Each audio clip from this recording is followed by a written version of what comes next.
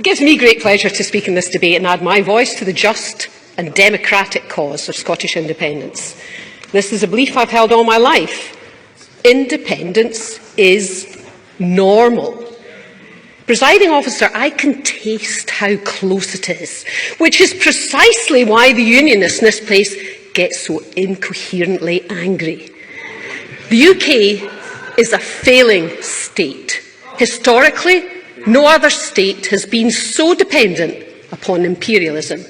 It's created a culture and a contemporary state characterised by what Tom Nairn called a tribal state of formidable complacency.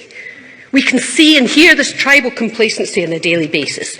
However bad things are, we are told, they could only be worse by doing something different. The UK's very own version of insanity. The entire post-colonial history of the UK is one of consistent decline and democratic failure, with Brexit being the most recent example and eloquently highlighted by the Cabinet Secretary in his remarks. As Oliver Bullard put it in his recent book, the UK has become a mere butler to the world with facilitation of corruption, replacing the exploitation of empire. The indignation that's shown when example upon example of successful smaller independent states are mentioned is symptomatic not only of UK complacency, but also betrays a failure of belief in the Scottish people regarding what is possible. This, for me, is a great divide. I choose to believe in what is possible. I choose to believe in the Scottish people, and I choose to believe, like many other small and medium-sized countries, accepting the responsibility and also the agency that will come with independence will be both liberating and enabling.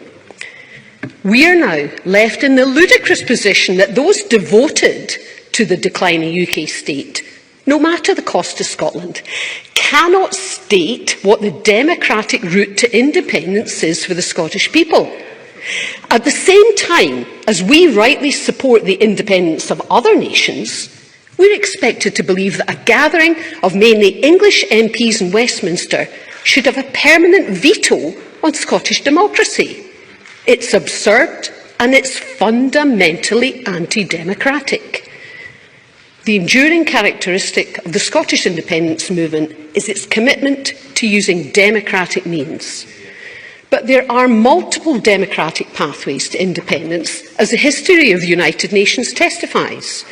There is no statute in international law, nor in any UN charter, that gives any state the untrammelled right to deny a nation a democratic route to independence. Now, a referendum may seem the simplest, but it's not been the most typical route to achieving independence, and the will of a people can be exercised in many ways. Take the historically significant UN Resolution 435, which paved the way for Namibian independence, which included defining a democratic process leading to an election and not a referendum. Part of that process involved the use of a UN transition assistance group, and perhaps the Cabinet Secretary might wish to consider the Scottish Government taking the initiative to appoint its own transition assistance group, drawing on appropriate expertise beyond Scotland. Presiding officer, independence is coming, and the democratic voice of the people of Scotland will not be denied. Thank you. Thank you, Ms. Thomson.